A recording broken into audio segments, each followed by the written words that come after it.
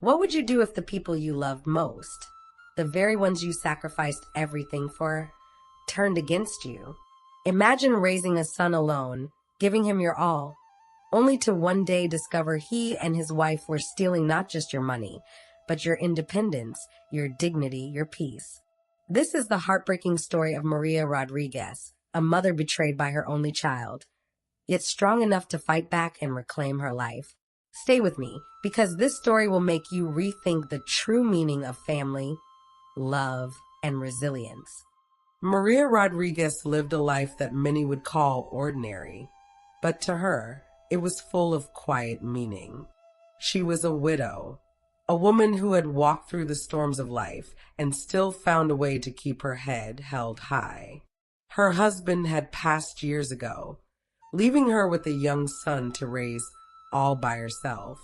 And though the journey was hard, lonely nights, endless bills, sacrifices nobody saw, she had managed to raise Carlos into adulthood.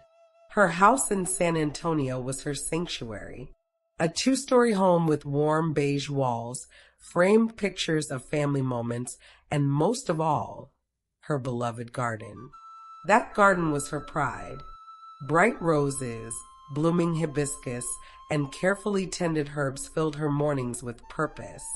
She would rise early, put on her sun hat, and hum softly as she trimmed, watered, and spoke to her plants. To anyone else, it was just flowers. But to Maria, it was proof that life, even after loss, could still bloom beautifully. Neighbors admired her. They saw a woman who was independent, resilient, and graceful. She never asked for much. She lived simply, paid her bills on time, and enjoyed her little routines. Sunday Mass, afternoons with her knitting, and occasional visits from her son, Carlos, and his wife, Isabella. Carlos was her only child. She had poured her whole being into him. She worked double shifts to send him to college. She helped him with the down payment on his first apartment. Whenever he was short on money, she would quietly step in, offering what she could. Because to Maria, that's what mothers do. They give and give and give. But even as she gave, Maria sometimes noticed things that made her heart uneasy. The way Isabella looked at her credit card with too much interest. The expensive handbags that appeared out of nowhere. The fine dinners that Carlos and Isabella boasted about, even though their jobs didn't quite match that lifestyle.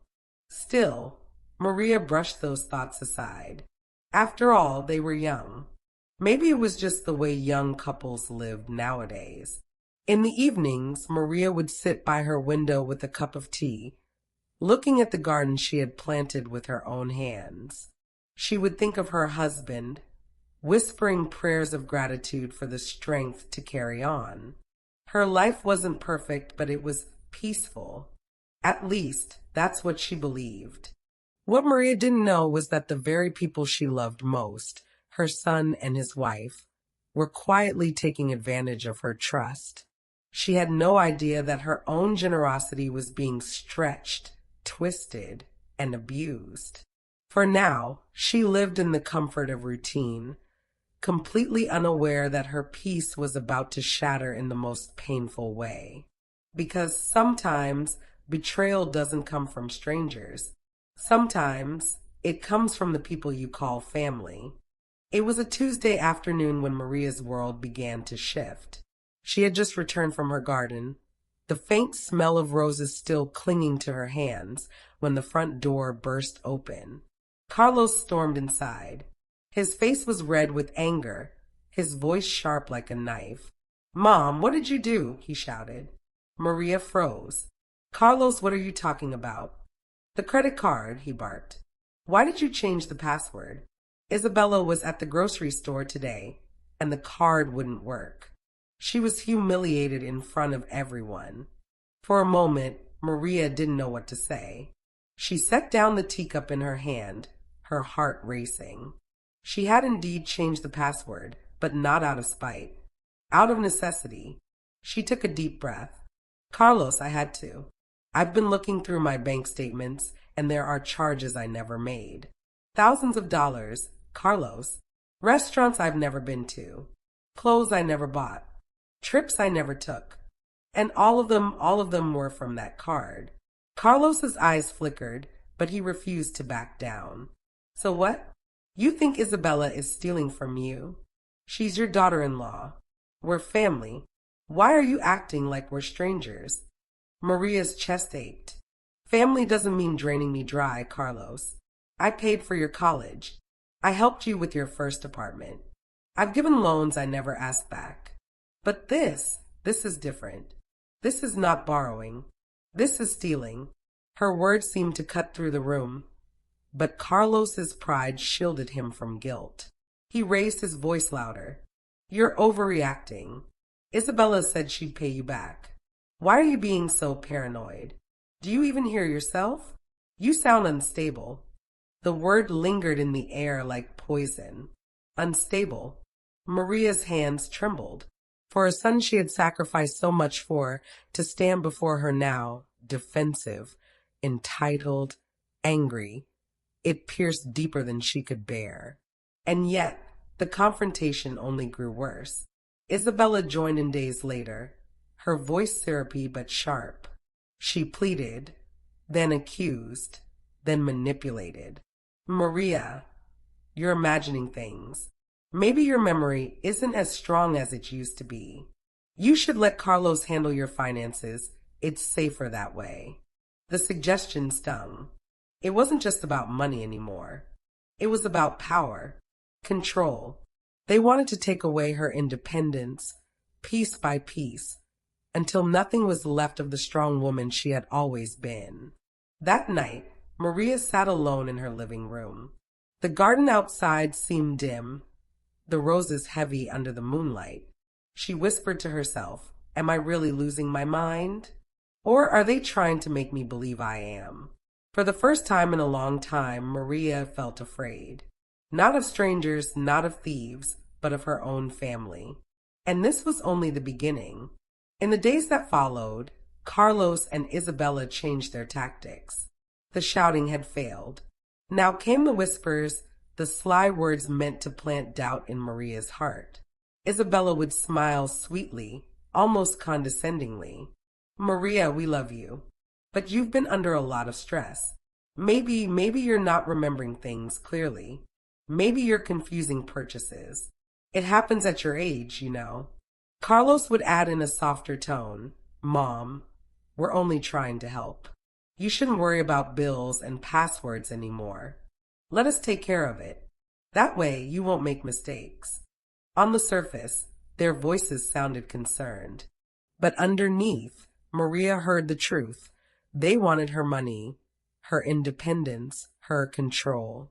The woman who had once worked double shifts to put food on the table was now being told she couldn't handle her own life. It was manipulation, pure and simple. But Maria wasn't blind. The words hurt her deeply, yes, but they also opened her eyes. One evening, after yet another tense visit, Maria sat at her kitchen table with her neighbor, Sophia. Sophia was a kind woman, the sort who checked in often, sometimes bringing homemade tamales or helping with the garden. She noticed the shadows under Maria's eyes, the way her hands trembled. Maria, what's wrong? She asked gently. And for the first time, Maria spoke her truth. She told Sophia everything. The changed password, the accusations, the constant pressure from Carlos and Isabella. Sophia listened carefully. When Maria was done, she reached across the table and took her hand. Maria, this isn't just family drama. This is abuse, financial abuse, and you need help. Maria's eyes widened. Abuse? She had always thought of abuse as something physical, something you could see.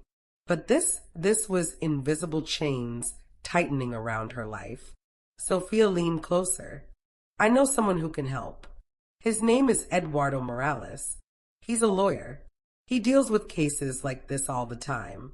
You don't have to fight this battle alone. At first, Maria hesitated. The thought of taking legal steps against her own son, it broke her heart. But deep down, she knew Sophia was right. If she didn't protect herself now, there might be nothing left to protect later. So, with trembling hands, Maria agreed to meet Eduardo. Eduardo Morales was calm, respectful, and professional. But more than that, he treated Maria with the dignity she feared she was losing. He listened without judgment, took notes, and explained what steps they could take. "Maria," he said firmly, "you're not imagining things. From what you've told me, this is a serious case of financial exploitation.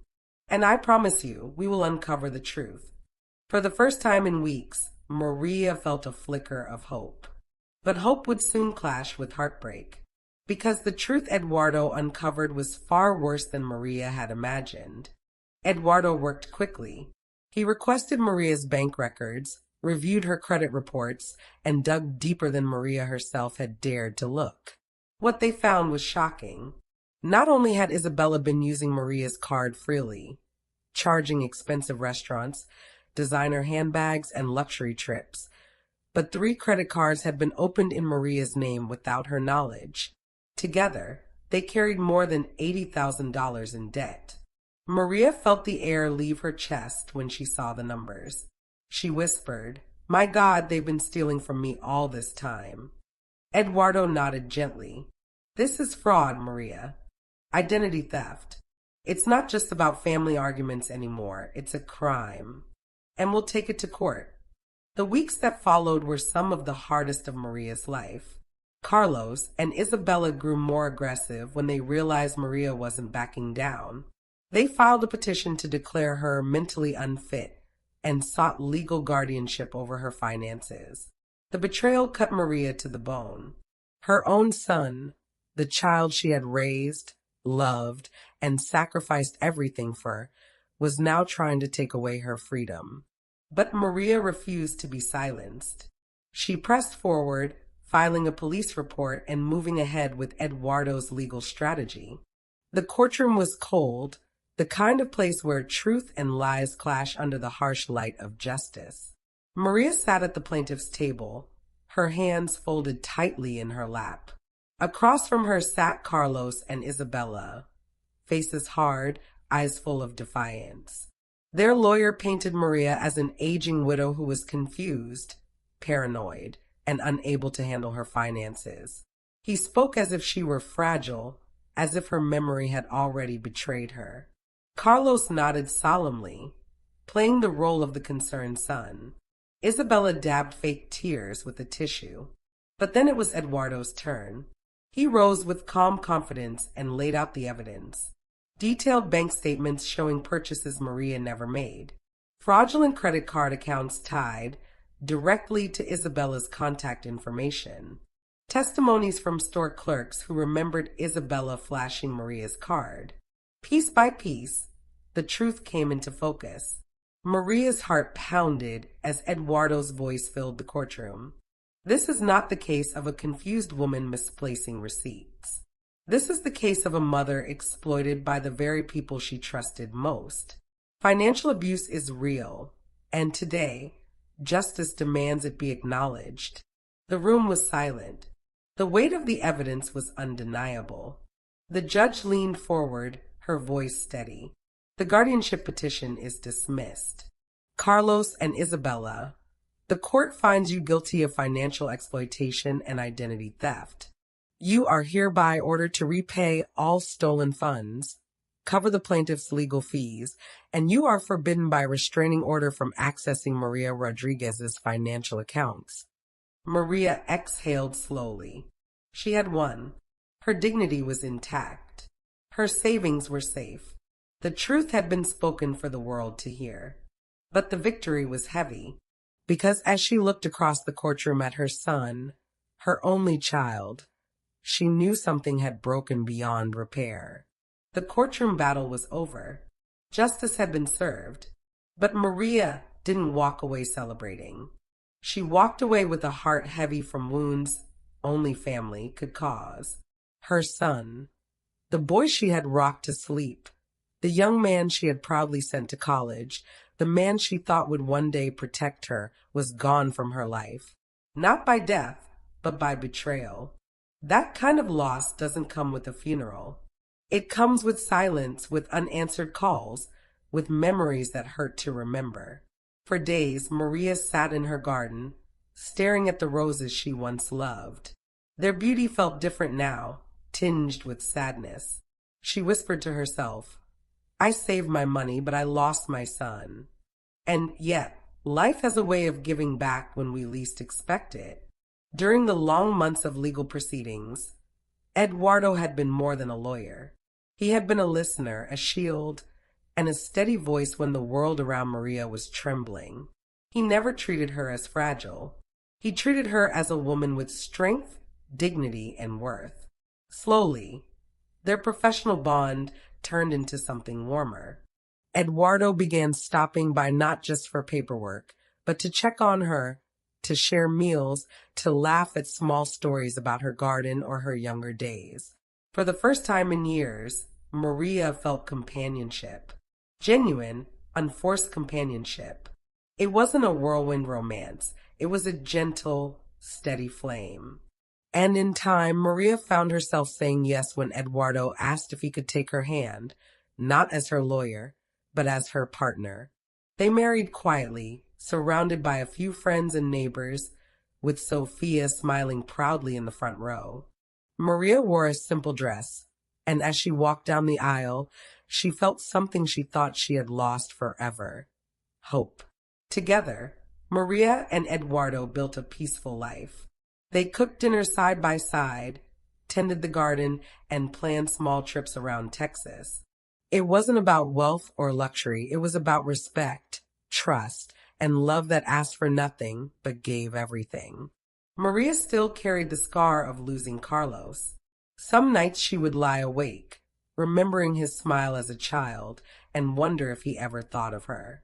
But instead of bitterness, she chose acceptance. She had done her duty as a mother. The choices he made as a man were his alone. In the end, Maria's story was not just about betrayal. It was about boundaries, about courage, about rediscovering happiness, even when life takes away something you thought you could never live without.